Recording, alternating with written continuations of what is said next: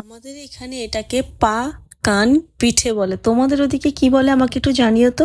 আসসালামু আলাইকুম এভরিওয়ান, কেমন আছো সবাই? আশা করছি তোমরা ভালো আছো। আলহামদুলিল্লাহ আমিও ভালো আছি। তো আজকের ব্লগটা স্টার্ট করেছি একদম সকাল থেকেই। সকাল থেকে বলতে এর আগে আমি অনেক কিছুই কাজ করে নিয়েছি, কিন্তু তখন আমার ভিডিও করা হয়নি। কাজ বলতে সকালে থালা ধুয়েছি, ব্রাশ করেছি, খেয়েছি, ওগুলোর কিছুই ক্লিপ নিইনি। তারপরে আমি আনাজ বাছতে বসেছি, তখন থেকে আমি ক্লিপ নেওয়া স্টার্ট করেছি। তো আজকে আমাদের বাড়িতে মলি সাহেবের ভাত পড়েছিল।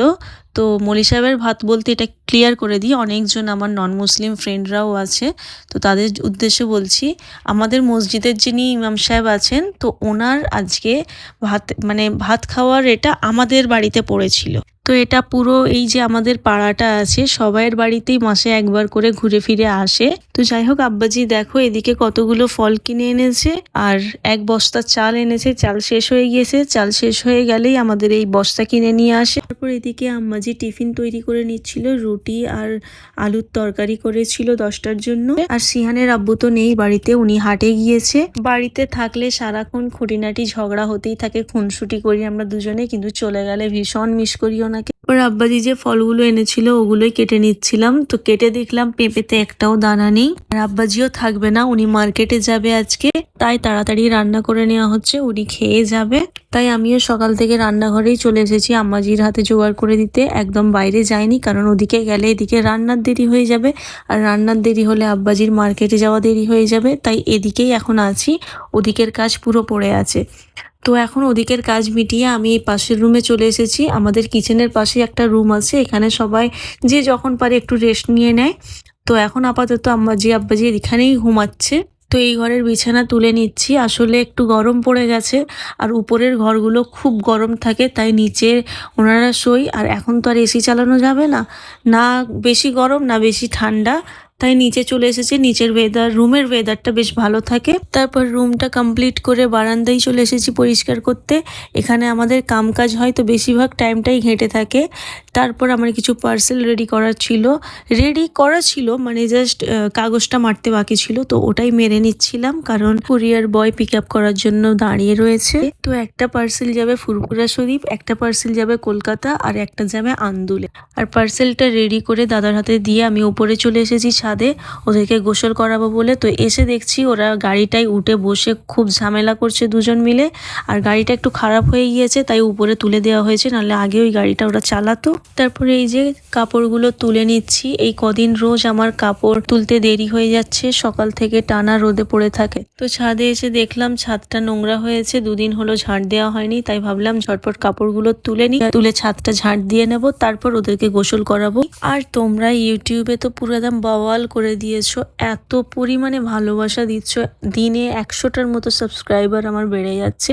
সো এইভাবেই তোমরা পাশে থেকো, আর আমি আশা করছি তোমরা আমার পাশে থাকবে। Thank you so much each and everyone. আর হ্যাঁ, অবশ্যই 1Kটা কমপ্লিট করে দাও ঝটপট করে। তো আগের ভিডিওতে কমেন্ট করেছিল খাদিজা, কেমন আছো তুমি? আর নাসরিন বলেছে আমার বাড়িতে সবাইয়ের ফোন থেকে সাবস্ক্রাইব করে দিয়েছি আপা, আমার নামটা নেবে Nasrin. Wow Nasrin, great job, খুব ভালো কাজ করেছো, থ্যাংক ইউ সো মাচ।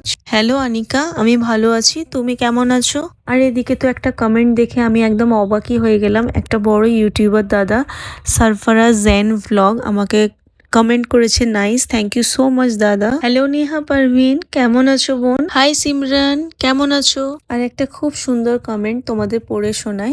এই কমেন্টটা করেছে শিরিন। তো শিরিন লিখেছে, আমি মেটিয়া পুরুষ থেকে বলছি, আমি তোমার ভিডিও দেখে খুব মোটিভেট পাচ্ছি, আমার খুব ভালো লাগে, আমি তোমার সব ভিডিও দেখি।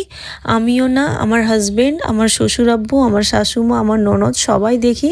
আমার খুব বেশি ভালো লাগে তোমার ডেলি ভ্লগ দেখার জন্য, অনেক বেশি ইন্তজার করে থাকি কখন তুমি ভিডিও আপলোড করবে। We love you more, keep going. Wow, thank you so much Shirin.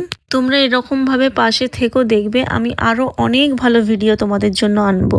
আর একটা দিদি লিখেছে, আমি তোমার ভ্লগের অপেক্ষায় থাকি, তুমি আমার মেয়ের নামটা নিও, সাফা। হ্যালো সাফা বাবু, কেমন আছো তুমি? হ্যালো অক্ষরা, কি খবর তোমার? আর এদিকে সেবি গার্ল লিখেছে, আপা ডেলি লং ভিডিও আপলোড করো, আমরা পাশে আছি, আরো এগিয়ে যাও। থ্যাংক ইউ সেবি গার্ল, তুমি পাশে থাকলে তো ইনশাল্লাহ আমি এগিয়ে যাবই। Hello Totamir, keep supporting, thank you. Hi Samima Falak, WhatsApp. Hello Mahek and Jasmin, কেমন আছো তোমরা?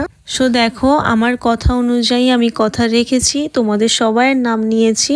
তোমরা আরও বেশি বেশি করে কমেন্ট করো, ভিডিও শেয়ার করে দাও আর সাবস্ক্রাইব করে দাও। তোমাদের সবাইয়ের নাম আমি আমার ভিডিওতে রাখার চেষ্টা করবো ইনশাল্লাহ। আর এই যে মিস্টার হাজবেন্ড, সিহানস ফাদার এসে গিয়েছে। আমি তো জাস্ট বাইকের হর্নটা পেলেই আমার দিল বকবক গার্ডেন হয়ে যায় যে উনি এসে গেছে হাটের থেকে। আমরা তো বাড়ির ভিতরে থাকি, কাজকাম করি, তাই কত কষ্ট মনে হয়, কিন্তু সত্যি যেটা শুনেছি, ভিডিওতেও দেখি, বুঝি, হাটে ভীষণ কষ্ট করে ছেলেরা, খুব কষ্ট ওখানে। একটা মাল এখান থেকে বয়ে নিয়ে যাওয়া ভীষণ কষ্টের কাজ। সো সব উস্তাগাদদের আমার অনেক অনেক স্যালিউট।